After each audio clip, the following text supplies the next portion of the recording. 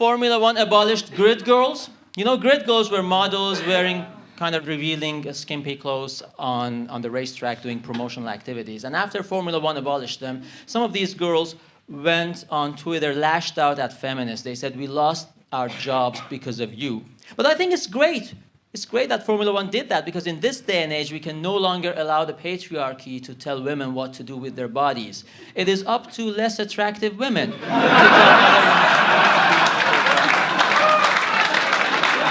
Some of the promoters maybe I still need to meet that one who is courageous and say, look, I want to cancel you because I don't agree with you. But they come up with all funny excuses. And this one was like, yeah, you were not accurate. I don't mind, but you were not accurate, because this was the joke I used to do. I would say, you know, I'm a right-wing comedian, and the downside of being a right-wing comedian is that there's no one else whose material I can copy, you know.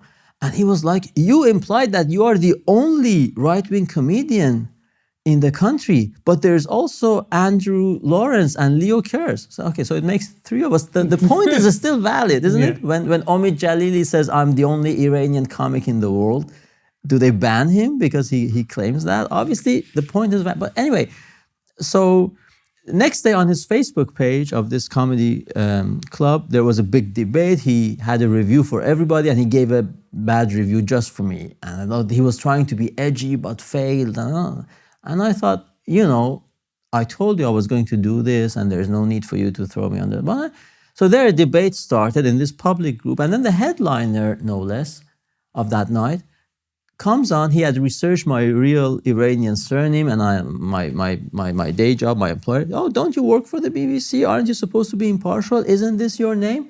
And of course, soon enough, I was called to my boss's office. I can't say for sure that was actually, you know, the trigger. But yeah, he basically outed me, a fellow comic. And one thing that really annoys me is that a lot of times it's not even the audience who complain. It's fellow comics or the MC who just throw you under the bus. And why do you think that is, Nicholas? I don't know, because being illiberal, although they call themselves liberal, maybe envy, jealousy, and also maybe viewing comedy the way they view any other activity in life, as people who see themselves, the lefties, as depositories of the truth, right? Like the communists. They have already seen the end of times. It's going to be like that, and Islam is the same.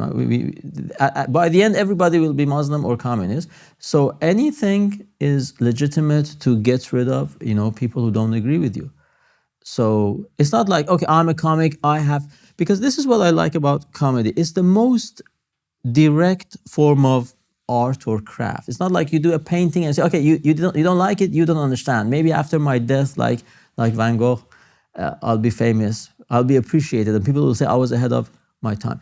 In comedy, in stand-up, the reaction and the judgment is immediate. So people either like you or they don't like you. And if I have bombed, or when I have bombed, so I have already bombed, I have already got the verdict. What is the reason for you to go and complain to the venue owner or to my day job employer, or write a bad review about me, which even, by the way, doesn't I know I'm putting a lot of meat on the grill, like we say in Italy, but this is another thing. I did a competition. I was in the final of Natty's New Act of the Years at Hackney Empire. It's a very prestigious competition. Yeah, thank you. To this day, it's my best result competition-wise. I was in the final. I didn't win, but I was a finalist. I have the clip, and I got 2 applause breaks.